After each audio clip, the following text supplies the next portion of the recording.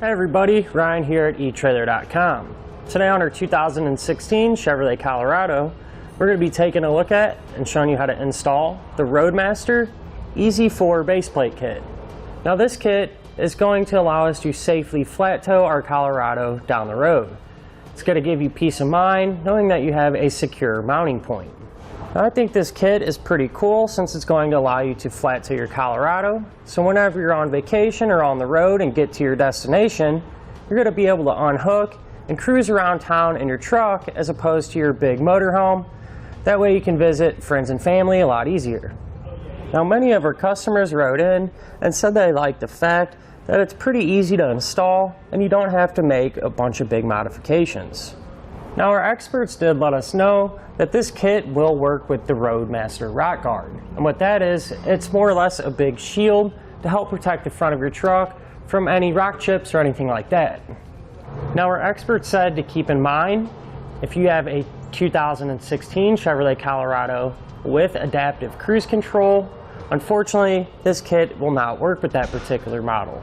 Now when it comes to flat tow setups, I personally like to keep all the components the same brand, so in my opinion, this will work best with other Roadmaster products. Now one thing I would recommend is an observation camera. And what that's going to do is allow you to see your base plate in action from inside of your motorhome as you're going down the road. Now our base plate does come with these removable arms, which the way you take those out is you'll pull this pin and you can just spin it 90 degrees and pull it out.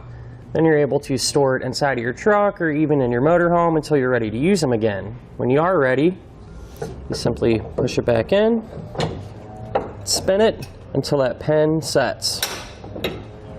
The safety cable hooks are built in, so that's one less thing you're going to have to worry about.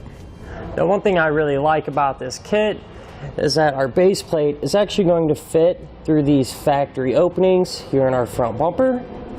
And once you have both of the arms removed, it's not going to stand out too much and it'll retain that smooth factory look.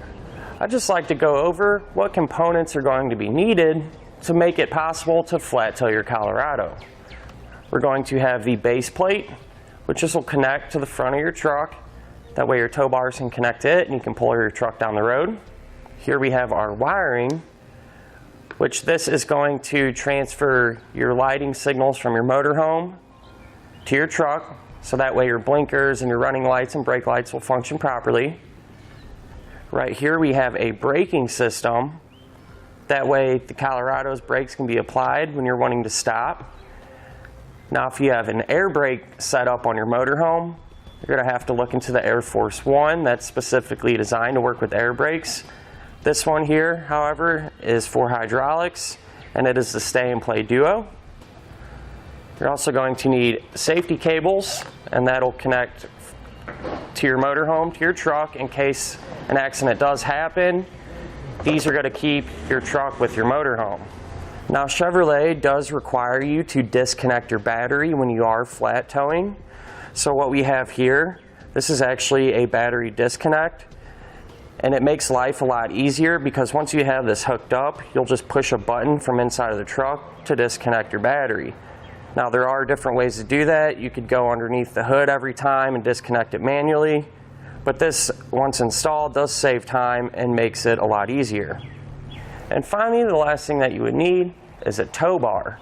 Now that's going to connect your truck to the motorhome. Now our customer already has one, but if you need one, I would recommend the Nighthawk. Now that we went over some of the features, let's go ahead and install the base plate kit together.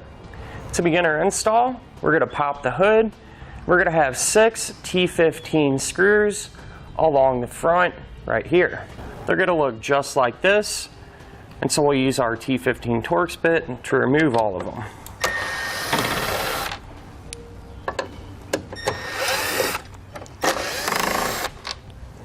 Now above the license plate in this open grill area, we're going to have 3 10mm bolts that we're going to need to remove. 2 of them are going to be in this little opening right here, and the other one is going to be tucked a little bit further back right there. So we're going to use a 10mm socket to remove all three.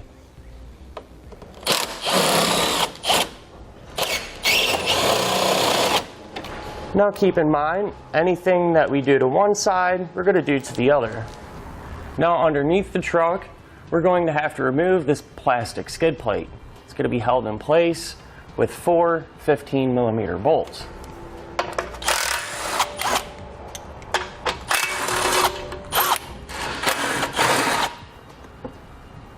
Now on each side, there's going to be a bracket held in place with a 10mm bolt. We're going to remove both of those.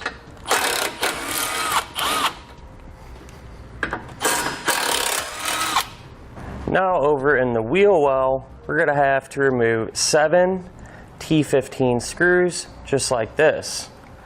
It'll be 3 along the bottom and 4 going up along the side. Now it does help to turn your wheels in a little bit, and that'll give you a little more room to work.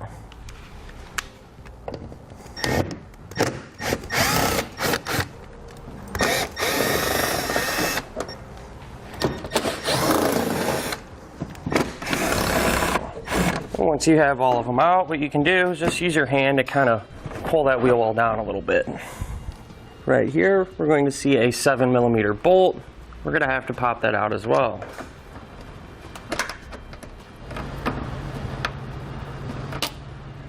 Now if you actually look a little bit closer to the front of the truck, there's going to be 2 more of those 7mm fasteners that we'll have to take out too.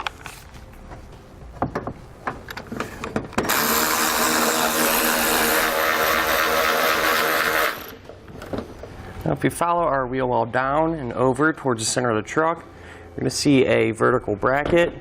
There's going to be a 7mm bolt that we'll have to take out.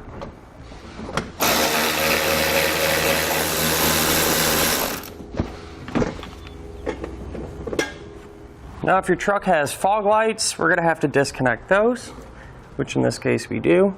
To do that, there's going to be a little black tab. You'll push down and pull out. Now with an extra set of hands, we can remove our front fascia. We're going to have to kind of work it, starting from the side. And I'll pull down and out.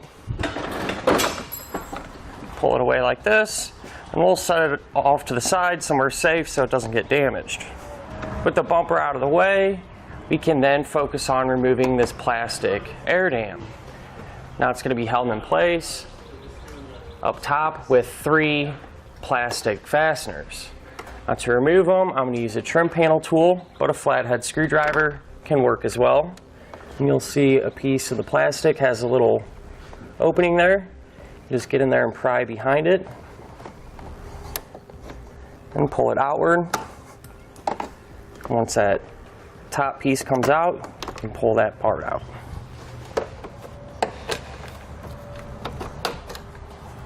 Now to pull this air dam off, if you come to the side, there's going to be a clip in here that's going to hold it in place.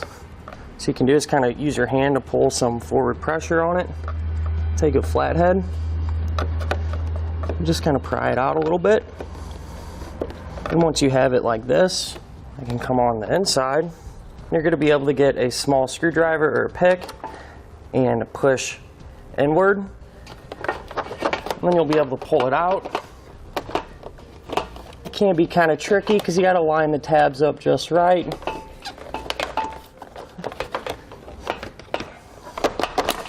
Now once you get that tab loose and unseated, just work this out and set it off to the side.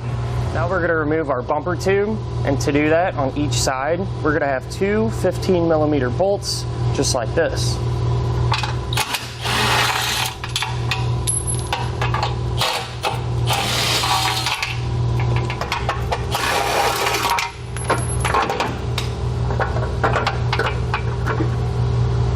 Now we can take our tow hooks off. Now each hook is going to be held in place with 2 18mm bolts.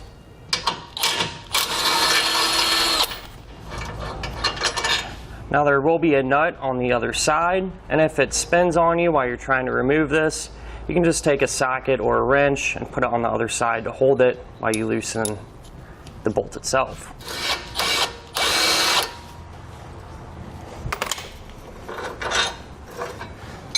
Now we can just set these off to the side. So now we can put our base plate on. It's going to sit just like this. These two holes are going to line up with the OEM bumper mounting locations, and these two holes on the side are going to go through here. So what we're going to do is hold it in place and take one of the bolts that's supplied with our base plate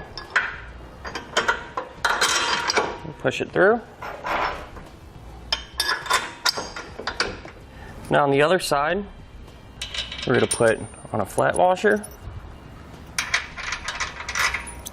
some split lock washers and a nut. You just get it started on there.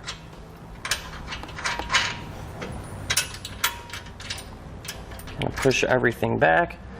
Then we're going to take some red Loctite and put it on the threads where the bolt is going to sit, or the nut rather.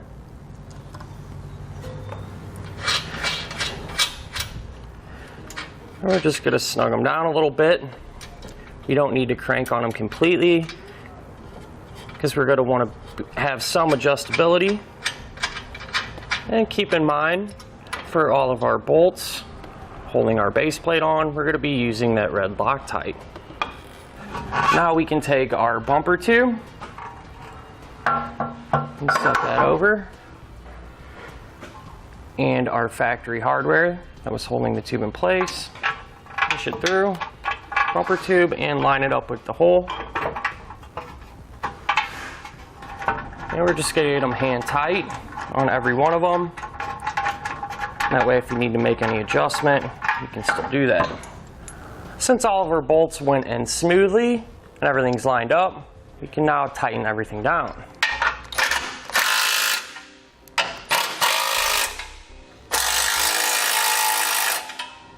Now I'm going to use a torque wrench to torque all of our hardware down. You can find that torque specification in the instructions.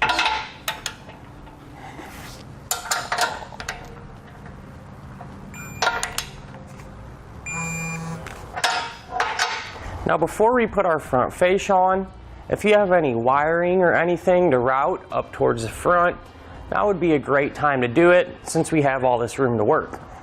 Now on our front fascia, on the back side, there's going to be a piece of foam that we're going to have to remove. There's going to be a clip just like this, one on each side.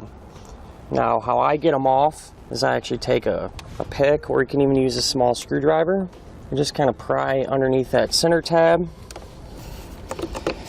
and kind of get behind it on the other side and pry outward on both sides of the tab. You should be able to try to pull up on it, and that's how we'll remove it.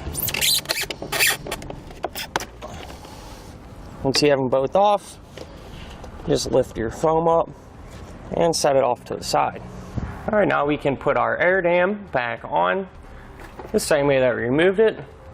Just push our clips in and then take our plastic fasteners, push it in, just like that. Now with an extra set of hands, we can put our fascia back on in the opposite order that we removed it. Now don't forget to plug your fog lights back in as well.